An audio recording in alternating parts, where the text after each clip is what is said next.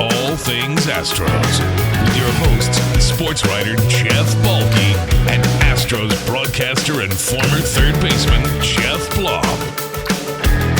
Now, here's Balke and Blummer.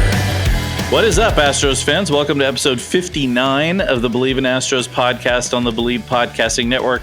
I'm Jeff Balke, still recovering from my Final Four weekend, which was absolutely exhausting, alongside my partner Jeff Blum, who's already in mid-season form in the booth working at the Astros games. You can find us on Spotify, Apple, Stitcher, of course, YouTube. Be sure and like and subscribe to keep up with us. Give us a follow on Twitter and now also on Instagram at Believe in Astros. That'll be more active now that I'm done with Final Four. I'll be posting some more business up on there. I'm back, baby. Find me at Jeff Balke and Blummer at Blummer27 pretty much everywhere on social media. Thanks to everyone who's given us 5 stars and left reviews on Apple. A few new ones recently, which were nice. If you haven't done that, you can still do it and be a true American hero. Obviously, send us your comments, questions. We love seeing and reading all of them. For example, why do the Astros always have cold starts to start seasons? We're going to talk about that a little bit because it's a thing. Quick reminder, you have until this Thursday to vote for this podcast as Best Baseball Podcast. We were selected as one of 12 to be nominated for that honor. Go to sportspodcastgroup.com, click awards, find the baseball category, and you will find us there. You have to create an account, log in, but just listen, you're already being spied on TikTok by China. So just go ahead and give up all your information at this point. Just post your social security number online and get it over with. It's basically please. I'm not recommending that. Blummer, how are you doing this morning? I'm tired. I'm a little tired of that game. Opening last weekend night was a little extended, and the opening weekend, I mean, it's been a bit of hangover for a little bit, but just plugging along. After the excitement of opening day and the pageantry of a ring ceremony, banner unveiling, the grind happens real quick, man. I can imagine. I mean, we were just talking. You on opening day, you were like a ping pong ball, man. You were like bouncing from one spot to another. Everybody wanted them a piece of Blummer. and it kind of spiraled out of control quickly too, because I do a radio show on 790 with Adam Clanton and Adam Wexler. They're gracious enough to give me an hour every week. Yeah, they're great. And so we have a good time. And when we started that show out at Street Fest, all of us, it was like maybe 50, 60 people kind of wandering around, and we're on the loudspeaker doing our radio show, and everybody's kind of like, oh, I didn't know they were over there. And then about halfway through the show, there had to be about 2,000 people surrounding the tent, and I was like, holy cow, this is insane. And proceeded to take a ton of pictures, shaking hands, high-fiving, and just getting involved. But it was a lot. It was a lot. Yeah, you looked like I walked out there. I was chatting with Adam and Clanton, and of course I've known him and Wexler for years, and so I was chatting a little bit with them, and I was watching you like you're a little bit wide-eyed. I'm just gonna say like you were obviously happy to be out there doing it, as you always are, but you looked a little bit like I wasn't expecting that. Expecting this, like a line around the block. Blummer, you're a very popular man. It's a beautiful thing, and it's a credit to this era of Astros baseball being at the right place at the right time, and having some gracious fans just being able to take a ride with us along on this journey. It's been amazing. As my wife joked this morning about me because I was talking about all the Final Four stuff. She's like, "You're a highly sought after man." I was like, "Let's not go crazy. Let's not get crazy." All right, let's give that chest popped out. No, not exactly. More like a chest caved in so I could take a nap after all of that. All right, a word from our sponsor. BetOnline.ag is your number one source for all basketball info, stats, news, and analysis. Final Four is over, but the NBA rolls on. You can get the latest odds, news, and info for everything on the NBA this year. The Rockets will not be rolling on much longer. A couple more games, and then their season is mercifully over. The NBA playoffs to the end of the regular season. I'm guessing the draft will be in there. Vote Wemby. By the way, if you don't get Vote Wemby, that's a little Simpsons throwback to Vote Quimby, the mayor. It's just to drop that in there for you Simpsons nerds. BetOnline is your sports Yeah, he was a scene where he was in some hotel with some woman, and people busted in on him by accident. He closed the door and then he reopened the door and went, "Vote Quimby," because he couldn't stand not to get votes from people. Anyway, I digress. BetOnline is your sports information headquarters all season. If you love sports info, scores, news, podcasts, you can find everything at BetOnline. We're always the fastest and easiest way to get your betting info. Head to the website today or use your mobile device to get in on the action. Be sure to use our promo code BLEAV to receive your 50% welcome bonus on your first deposit. BetOnline, where the game starts. And speaking of sponsors, just a quick word while we're on the topic. If you're interested in sponsoring a hella fine baseball podcast, ranked as one of the better podcasts in America, nay the world, then please contact us. We are absolutely looking for you. Can you imagine what Blummer and I would say about your business on the air? It'd be glowing. It would be like nothing you've ever heard before. People would just be flocking to you to purchase your goods and services simply because your phone better be ready and your server better be ready for this. You know what it's going to be like? It's going to be like a restaurant that gets a visit from Guy Fieri on Diners, Drive-Ins, and Dives. Suddenly they got too much business, more than they can handle. Exactly. So if you want to do that, you can hit us up.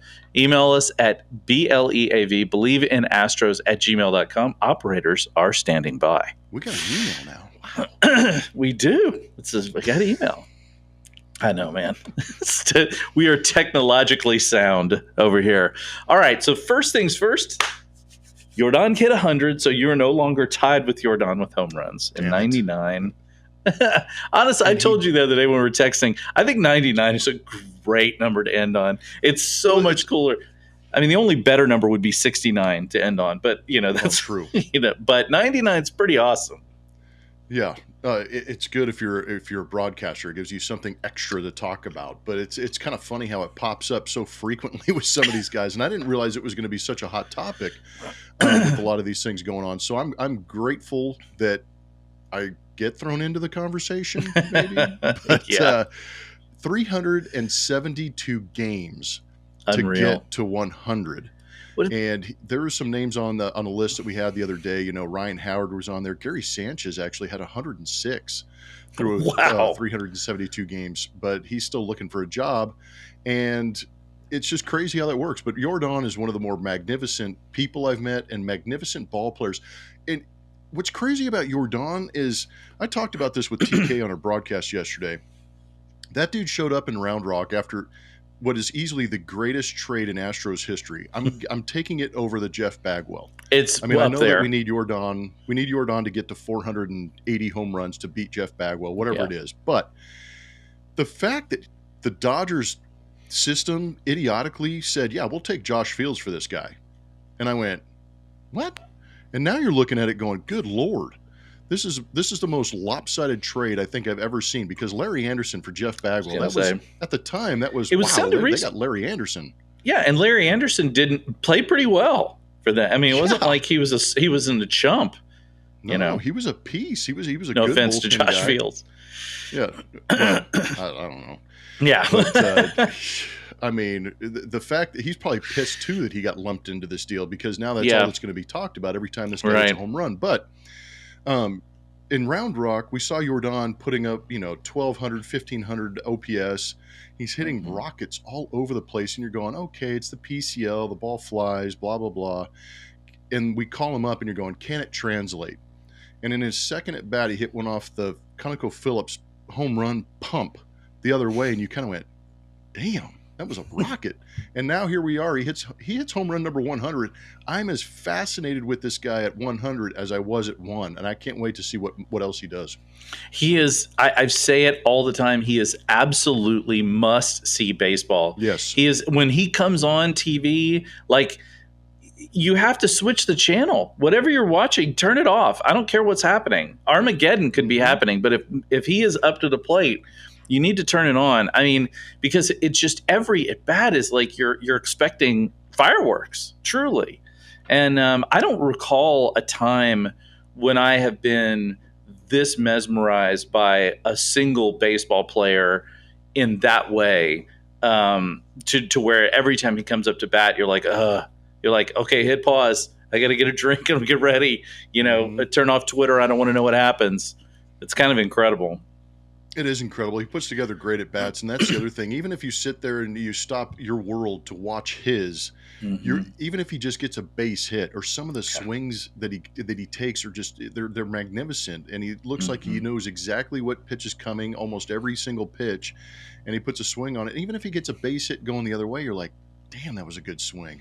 So he is magnificent. That's all I can say about him. I'm running out of superlatives. Right. I may have to learn a couple different languages to throw him in there, but man, he's good. Yeah, exactly. I just start brushing up on how to say incredible in like Mandarin.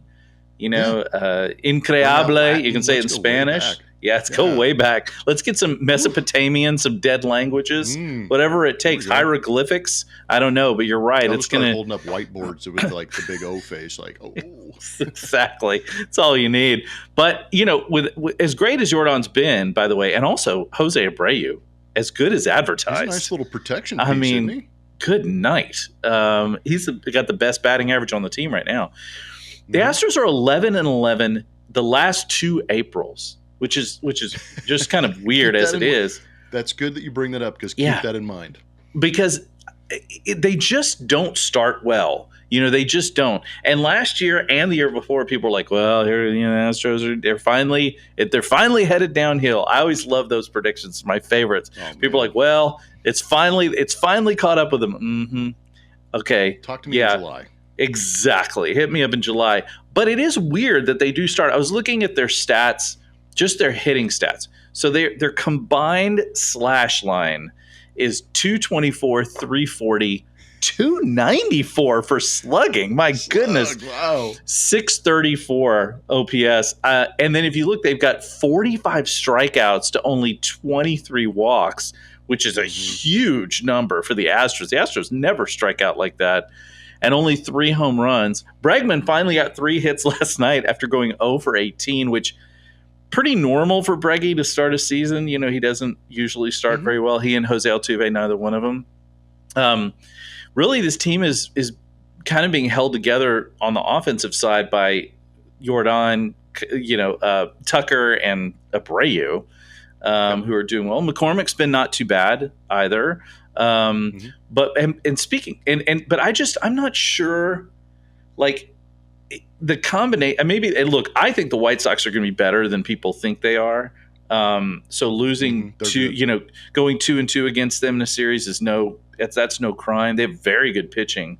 But it is weird that every year they come out of the box cold, which seems odd to me. What are your thoughts on that? Do you have any reason why that would be, especially as a whole team? There's I don't know. It seems to be just a fad or a trend or whatever you want to call it, because that's what they've been consistently. The one thing that saved them last year was their starting pitching. Yeah. And all of a sudden this emergence of this wipeout bullpen, and it's a little bit tougher this season because the starters aren't going as deep. There's been a lot of pitches thrown, and then you've been abusing the bullpen. Ryan Presley coming up with this illness all of a sudden, and then the bullpen just getting thrashed. We're seeing Stanek's first appearance go inning and 2/3. You're seeing Hector Neris throw 2 innings. These guys have been taken out of their roles and out of their comfort zones because the starting pitching hasn't gone as deep. Now, when that corrects itself, I think you'll see them get their legs back under them. You'll see Dusty be able to use his bullpen more appropriately. Yeah. And you're never going to see these guys panic. I still don't see the panic. There's going to be the fandom and the opposing fans are like, yeah, this is the year the Astros go down. But as well as I do that you watch these guys long enough that they're going to figure it out. They're just too good. And I think that MLB needs to make an adjustment in April, much like they make an adjustment in September. Add an extra pitcher. Go to the 27-man roster, or I agree. Stay at 26 and go 12 position players and 14 pitchers, because right now one pitcher would really benefit a lot of teams around the league and benefit a lot of managers who are making some tough decisions. But that happened last year. We actually have precedent. I was talking to Joe Espada. He goes, we did it last year and it worked fine. He goes, for the first month, we had an extra pitcher and everybody was happy about it. Mm-hmm. So that's something to keep into account too. You don't have that extra pitcher like you had in 2022 because of the shortened spring, because of the lockout. But it also obviously benefited the Astros last season and many other teams. So it maybe is something we see in the future, because this has been a rough start for some pitching staffs, especially. It has been. Yeah, and it has been. And when you look, it's not like everybody's coming out of the gate like firing. I mean, there are some decent teams. Oh, no. There's look at the Mariners are 1-. Everybody says the Mariners, they're going to be they're 1-4 to start the season. The Phillies are just of a mess at 0-4. Even the Mets are only 3-2. And so it is, when you look around, I mean, the Padres are 3-2. It's not like everybody's just blowing out of the gate. And I think you're right. I think the pitching, it's tough coming out, with fewer pitchers. I mean, how good would somebody like Forrest Whitley, look? Mm-hmm. Just being able to give 3 or 4 innings because he is a starter, or Brandon Bielak even, just having an extra guy to be able to, go a little bit longer. It makes such a big difference, I think, to some of these guys. And when you look at it, right now, the entire pitching staff is a combined 4.21 ERA. But it's mostly the starters that are causing them. And the ERA is over 6 for the starters. But we're only 1 game in for all these guys. So it's a lot of this is going to balance out. I will ask this: does Jake Meyers have any business really playing right now? I mean, he looks completely lost out there. I mean, it was one thing at the plate, but I mean, defensively, he just looks completely out of his element. And it's so weird because a couple of years ago, he looked like a guy who could be your everyday starter. And I don't know, man, he looks not great out there right now. I'm not sure. And you wonder how many opportunities are going to be there. Right. It's Chaz obviously has the experience on the big stage with the World Series appearances, and it seems like Jake continues to get opportunities. It's when is he going to snatch those opportunities and go with them and play the way we hope he could? Yeah. Because there's nothing, you're not hoping he fails when he goes out right. there. You're hoping he not. succeeds, because he is a guy that is he's a maybe a StatCast darling or an analytic darling, in the sense that, he tracked a ball the other day running 30.3 feet per second, didn't make the catch. It almost looked like he overran the ball. Right. So you kind of, for me, you kind of wonder instinctually, is there something wrong with the instinct, because the skill level's there, but he can't find the route, find the ball, make the catch kind of thing. But once he starts doing that, I think it's all confidence too. If he did make the catch, all of a sudden the confidence goes up. There's little, and this is nitpicking too, but I feel like at the big league level, you have to nitpick, because if I'm managing a team, I need my team to make the small play to make things better.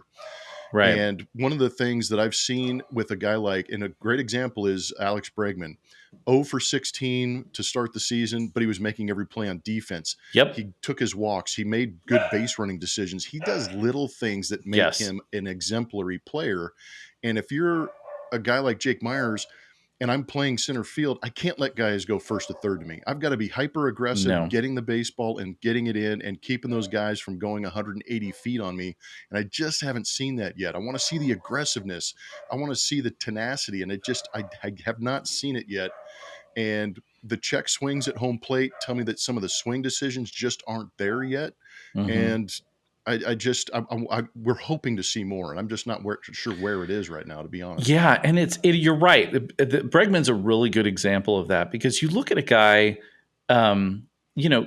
it's difficult to go through a slump, and but you see guys that are really good, they just make different decisions. They're like, okay, I'm not hitting very well like right now, not swinging the bat very well. I'm going to go up here and take my time. I'm going to take walks if I need to. I'm going to play when I am in the field, I'm going to make sure that I play mistake-free baseball, and I think it's almost like, because we have seen Jake Meyers play well. So it's almost like it feels like mental, because the stuff, the misplays in the outfield are just weird. They're not even things that you would, expect normally to see from a guy who's playing in the outfield. Not necessarily that that particular play you mentioned was routine, but still, it's like for him, it probably should be. And again, letting guys get from first to third, nobody is doing that against Kyle Tucker. Like nobody's running first to third on Kyle Tucker. They know better. That's what you want your center fielder to be too. Yeah, and Tucker established the fact that I will charge the ball.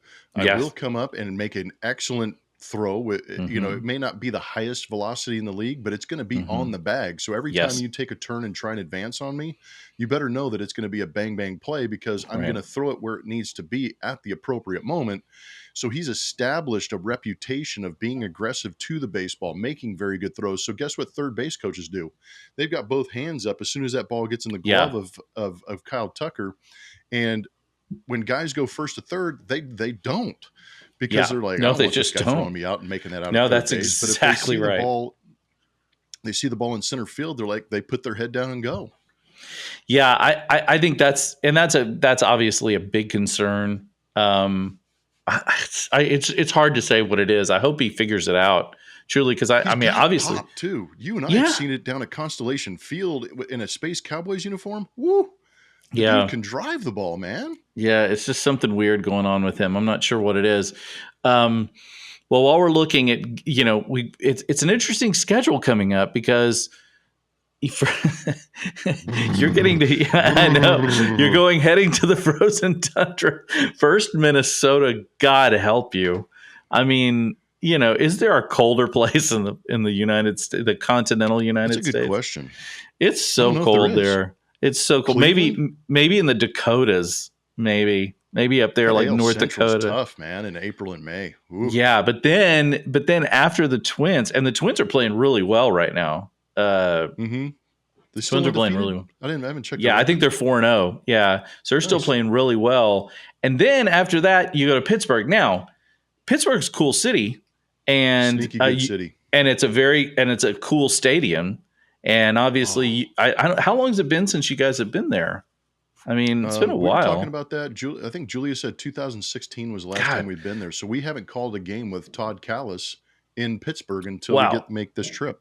So that's going to be super cool. But it's going to be chilly in Pittsburgh. Yeah. I was telling you right now, bundle up because it is not. I mean, that's the guy. I do not envy you. But I mean, when you're looking at those games. when you're it's true, it's not good at this time of year. It's like no way. But I will say, especially in Houston, because we're just used to like whatever, bust out the shorts. But I do think that it's going to be a challenging road trip, those games. I mean, Pittsburgh's middling along, but the Twins are playing well. And the Astros are not playing great. I feel like right now the starting pitching just really has to come around. That's going to be the thing. You got Fromber on the mound today. You've got to get more than 5 innings out of these guys. Well, and here's the thing too, it's one thing to go in there and play opponents. When you have to go in there and battle the elements too, it kind of makes it very interesting and you get a little bit sidetracked mentally by some of that stuff. Or you can get laser focused and be like, I've got to ignore the cold, go play the game. Right. Just talking about that road trip. One of the worst booths on the planet, Pittsburgh, by the way. Is it really? It's on the bottom side of the moon when you're up there calling that game. So it's a skybox. I hate the skyboxes are the worst, man. Visually, it's great because the sight line's amazing. Clemente Bridge and downtown, gorgeous. But that's a total side note. But here's the thing with me and the Astros. Most other teams are kind of new school in the sense that they only want their guys to face that lineup twice, maybe 3 times if they push it. So when the Tampa Bay Rays are breaking camp, trying to think of some other highly analytic teams. So when these analytic teams like the Tampa Bay Rays break, they break with a bullpen that has guys that are extended and can throw 2-3 innings. So there's protection already built into their philosophy to protect their starters. The Astros don't have that. They broke camp with Ronel Blanco being their long guy. Fantastic, and he has looked absolutely he's awesome. looked good. His slider is bitching. Mm-hmm. So that's great. You've got Seth Martinez. He had to extend himself and maybe pitched in some situations that he's not accustomed to Mm-hmm. and had to eat some innings because the rest of the Astros bullpen is built for shutdown. They are built for one inning appearances against Right. high leverage guys, and they shut things down. They're not built to cover outs, to cover innings from the Right. fifth inning on. That's where the Astros have run into problems. And that's more to your point that the starters, when they need to get their legs under them maybe quicker than normal, or they Yeah. need to find a way to battle through 5-6 innings in order to back that bullpen up and use them more appropriately. But again, spring training, WBC, Hunter Brown had to miss a start because of his back. Framber Right. Valdez didn't get ramped up as quick. It was a short off season. There's a lot of excuses out there, Oh, but totally. don't panic because these guys are good enough to build up and go deep in games, and they will. No, 100%. I'm not worried about the Astros. They are not the type of team that is going to struggle forever. There are too many good players on this team. They're too talented. Too much experience. Too much experience. They will figure it out. And right now, also, honestly, how good would Michael Brantley look in that lineup? Having another guy who's a consistent hitter, a consistent guy who can get on base ahead of Jordan, ahead of Kyle Tucker, ahead of Jose Abreu, who are clearly going to be RBI machines this year. And you put Alex Bregman in a more comfortable spot in that third spot. You move Jordan into the 4. I mean, the depth that just one guy in Michael Brantley creates is ridiculous and changes the dynamic for the opposing starting pitcher. And then who would have thought? TK brought this up the other day, and he locked me up. I mean, that's hard to do because I love to talk. He said, how about Michael Brantley when he comes back will be the third best left-handed hitter in this lineup? I heard that. That was crazy. He's a 300 hitter. That is crazy. I heard him say that, and I remember thinking, wow, now that is a great pull. Leave it to Todd Callis to come up with that, but he's right. He's 100% right. I mean, that's what got me. I was like, dude, you're right. And I was astonished. It's wild. And the Astros, when have they ever had this many good lefties? I mean, this is this is a team that's loaded with good left-handed hitting, and they really do have once they get everybody in place, they're going to be able to line them up in throughout the lineup, mix it up in there so they can go righty, lefty. It's going to put a tremendous amount of pressure on other teams pitching. He look even more so than Altuve at this point. We know Altuve is going to miss a while, but when Brantley gets back, it does feel like there will be some things that kind of snap into place because Jeremy Pena is not an ideal leadoff hitter right now. He just doesn't get on base enough. He strikes out a little bit too much. But if you get Brantley in there behind him, it's going to help a little bit. Just simply because he's a guy that's going to get on base, and so they're not going to try to pitch around Jeremy Pena as much. They're going to, probably throw to him, which is good for him because you put it down the middle, Jeremy Pena is going to hit it. Oh man. Well, and the other thing about Jeremy Pena is, I mean, he's still young in his professional career. Just a kid. Just because he's got the Gold Glove and the ALCS and World Series MVP doesn't mean he's all of a sudden this seasoned veteran that's just going to be this juggernaut again.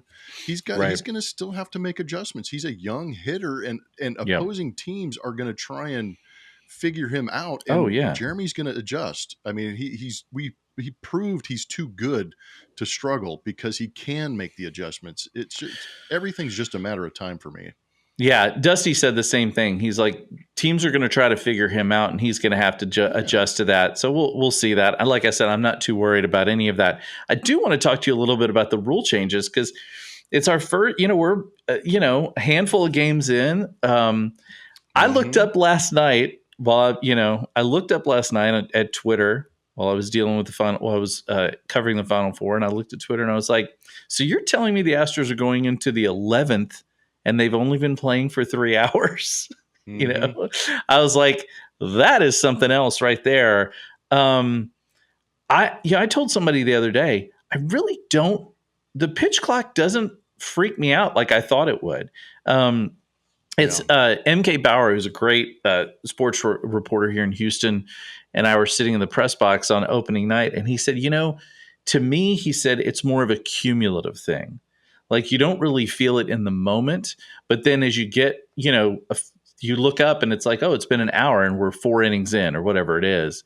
Mm-hmm. How have you felt it? Has it, I mean, obviously it's altered your delivery to a degree in the booth because you guys just don't have the time. But you seem to be adjusting as well. How's it been for y'all?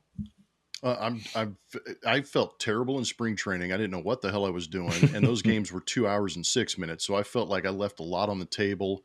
Yeah. I felt like I was cutting myself off. But since the season has started, I felt a little bit better. Our formats have been better, and obviously I'm better prepared for the regular season for whatever reason. But it's been better. And I agree with you in the sense that you do feel there's moments where you're like, okay, I feel like I've been here for a little while. Mm-hmm. This game seems to be extended because guys aren't throwing too many strikes. Every count goes 0-2 to 3-2. And I'm like, damn, dude, what the heck?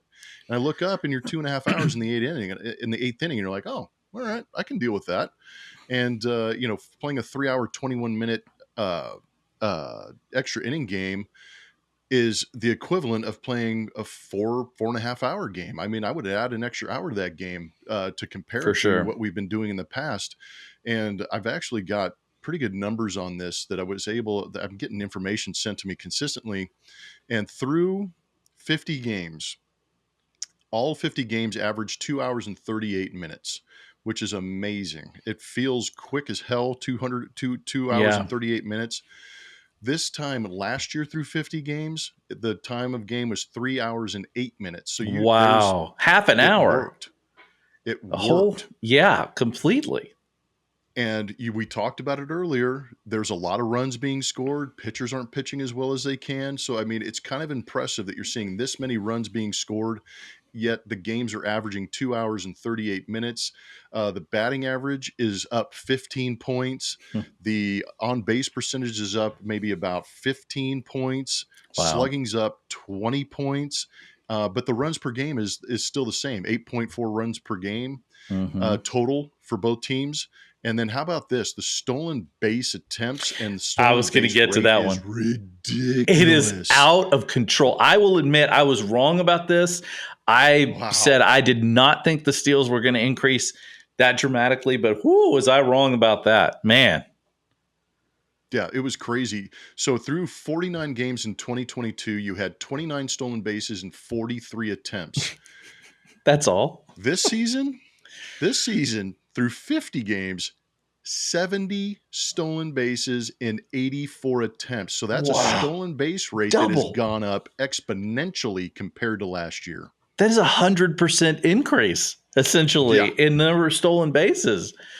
I read there was a section of that stat pack I got, and I went, I mean, literally, I like gasped and went, oh, I was like, whoa. And those the stolen base numbers and the time of game, they're working. It's crazy. Yeah.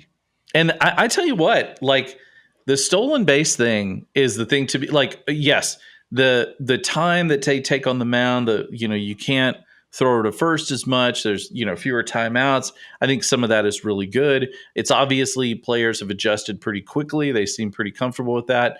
To me, though, the two things that have really just stood out, one is the steals thing. I mean, the fact that guys can look up and look at the pitch clock is a huge deal. Like, because they can, Kyle Tucker in particular, you can see he's not the fastest guy on the base pass, but he's so smart. And you can see him just looking at it being like, all right, I'm ready. And then when it comes. Do you see Chaz's numbers? Yes. I know another one, Chaz McCormick.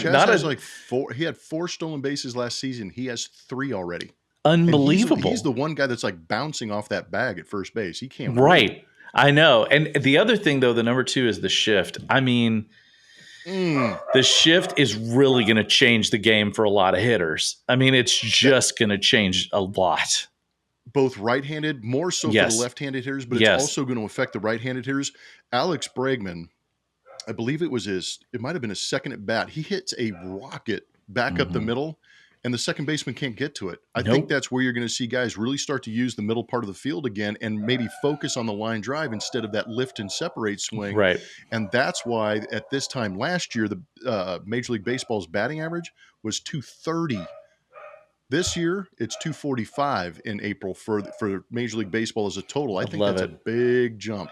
It's a huge jump, and it just I think the thing for me that it's not that baseball's not fun anyway, it is, but it adds an action to the game that you don't. It's like it adds a sort of you're like, hey, look at the pitch clock. Hey, the guy on first, and like there's like it's sort of it causes you, like, normally baseball games with their relaxing sort of chill out, it really just engages your brain more because there is more to sort of think about when those things are going on.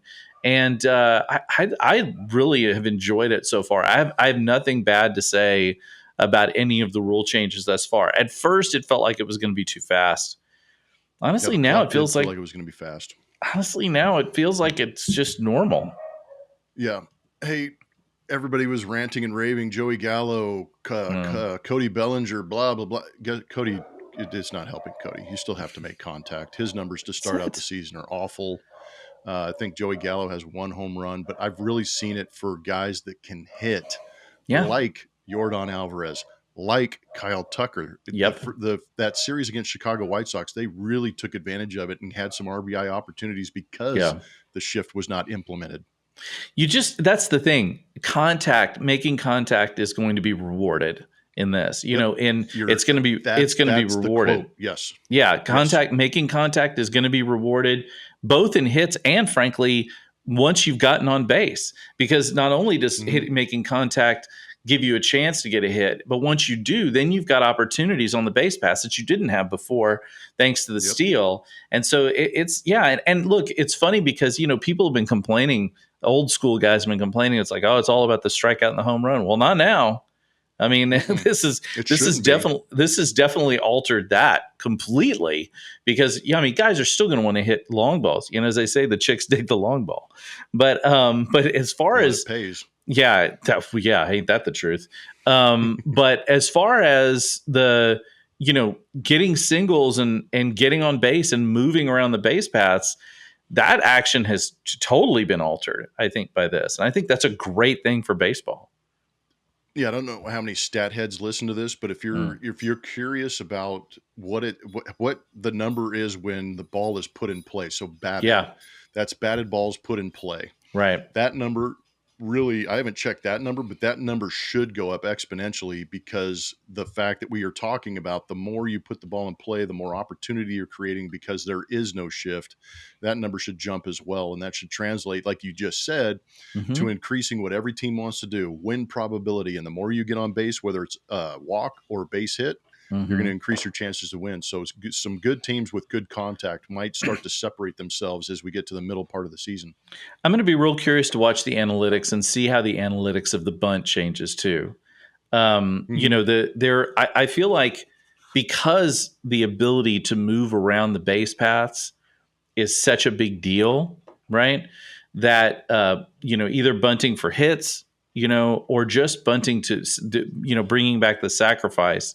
Because right now, if you move a guy from first to second with a sacrifice bunt, if there's no outs, that guy might end up at third pretty quickly. Because you can steal third now I don't think you really could before, but if you're fast enough. David Hensley did the other day. Right. I just kind of wonder if that's going to bring back some of that mentality of like, oh, well, because for a long time, analytics said sacrifice bunt, you just don't do it because you're just giving up an out for no good reason, right? Better to try and put it. Depends on who you're setting up too. You can't just bunt to bring up a 9 guy with a runner at third base less than 2. Right, exactly. But I do think it might change the perspective of some in doing things like that, just simply because of what they can do on the base paths now. Well, just to argue what I just said, what if it's in a situation where the opposing team's going to bring their infield in and increase the probability of getting a hit for your guy at the plate because there's no shift and you bring them out in the infield. So all of a sudden the middle part of the infield opens wide up, or if you just hit the ball hard, it cuts down on angles. So maybe that's what increases the opportunity. I don't know, but that's what Manfred's trying to do. That article in The Athletic exposed exactly what he thinks about analytics. He hates them. He thinks it's ruining baseball. And the fact that he's brought the stolen base back has got to make him feel wonderful because that was actually similar. That stat was actually similar to a bunt. Yep. Analytics guys did not want people to steal bases because of the potential or the risk of being thrown out. Yep. Now you've got the stolen base rate or the stolen base success rate at 87%. It's So unbelievable. that's a viable play now. Those for sure. percentages are in my favor. I just, to me, it's never. First of all, my eyes nearly rolled out of my head when Manfred hates analytics. Oh, boo-hoo. Whatever, boomer. Okay, boomer. That's what I feel like saying. Yeah, he exposed himself. But it's like, to me, it's like, it's not all about one or the other, right? There is a balance. Can we get boomer as a drop? I mean, I got all these drops. Now we need you. Okay, boomer. Boomer. I will definitely get that. I will definitely get. No, we'll definitely do that because also we have to let the kids be kids, man. We also need that. I'm going to tell you right now, the thing about it that drives me crazy about this. So when Daryl Morey was still the general manager of the Rockets, I was actually working on. I co-wrote the 50th anniversary book for the Houston Rockets when they hit their history book. I wrote the second half of it. And I sat down with Daryl on a few occasions. I actually got to know Daryl pretty well. And at one point I said, listen, I pretend I'm a guy that doesn't understand analytics at all. Like, why should I think that it's worth it? Like, what does it do, for me as a fan? Like, why should I care? And he went into some pretty in-depth but very understandable sort of explanations. And he talked about it in all the sports. And he said, in football, you can only use it a certain amount because you really have all these guys operating at the same time. So it's hard to predict how things are going to happen because everybody's got to be in unison. He said in basketball, it's like about 50-50. It's really good for defense. It's really good for choosing your shots, making better shot selections. Like, why take a 20-foot jumper where you're only hitting, 28% or 35%, and then why not just step back 2 steps when you're shooting 34% and it's an extra point, right? So there's a lot of that kind of stuff we explained. But in baseball, he said, it has a better, there's better in baseball because he goes, it is so individualized. Right. That these guys pull the ball, these guys do, that you can see all of the tendencies. But he said it's ultimately nothing compared to what the athlete does on the field. Right. Analytics can tell you a lot of things. It can guide you in a direction. And he actually described it to me kind of like genetics. Like, you can be predisposed for something and never get it. Right. Whereas with sports, you can set up all the analytics all you want, but a guy can just hit one over your head or whatever, or strike you out because he's just better than you in that moment. And I feel like all these people who hate on analytics, or all these people who, hate on non-analytics, they're missing the point. It's both, right? You can find a world where both of those things are important, where you can mix those things together and find the right moments to make those choices. Inform your choices with them, but also use your gut. I mean, that's part of the whole game of baseball. That's the only thing that disappointed me about the shift rules is that you can't put 3 guys on one side, because I think there is actual data and strategy involved in that. Yes. Yet you completely eliminated it. I was actually a proponent of keeping everybody on the dirt and move them wherever you want. That's interesting. But Manfred took it another step. So he wanted more offense, and hopefully guys that make contact provide that. Well, and everybody got mad because nobody, the universal DH, everybody was like, oh, it takes away the strategy. Honestly, I think there's some really interesting strategy now with the stolen base numbers going up. There's going to be some real interesting strategy. The choice of catchers is going to change. Right. We talked about this in spring training. Catchers, it's going to change for them. Well, it's fascinating. I'm going to be really fascinated to talk about this throughout the season as we go, as we see more, because very small sample size right now, but it'll be really interesting to watch that. Any final thoughts for you, Blum? Are you ready for the cold weather? Have you prepared? No, dude, I threw that stuff away, man. We live in Houston. We don't have spring, so we went right to summer. And I was like, sweet, bring on the sweat, man. And now here I am trying to find out where I put my puffy jacket so I can pack up and go to Minnesota for crying out loud. Your puffy jacket. Dude, Blummer, I want to see a picture of you in a puffy jacket right immediately. Oh, man. Look like the Michelin Man, Well, you saw that fake photo of the Pope they did. They did an AI photo of the Pope wearing the puffy jacket. Right? That jacket was kind of kind of cool. Dude, I'm not going to lie. All right, we're going to be back on Friday with a fresh pod brought to you by Bet Online. This week, joined by the ladies from Bourbon and Baseball. Should be an interesting little chat conversation. Perfect segue into the Easter weekend. Bourbon, baseball, and hey, look at the Sugarland Space Cowboys with the sweet lid. Again, a huge thanks to all our listeners and viewers all over the world. You guys are awesome. And be sure to hit that sports podcast group before Thursday and give us a vote for the best baseball podcast. I mean, we know that we're number one in your hearts. We'd also like to be number one in this. I'm just, prove it. Prove it. Houston is a winning city. Prove it. Yeah. If you truly love us, if you really love us. So we're deeply thankful for all you guys. Keep it coming. The season is upon us. We have no more Final Four to deal with. The basketball season is almost over. It's about to be pure baseball all day, all night, every day, 365. So strap it in. It's a long season. And thanks so much for listening. We'll see you on Friday. As always, go Astros.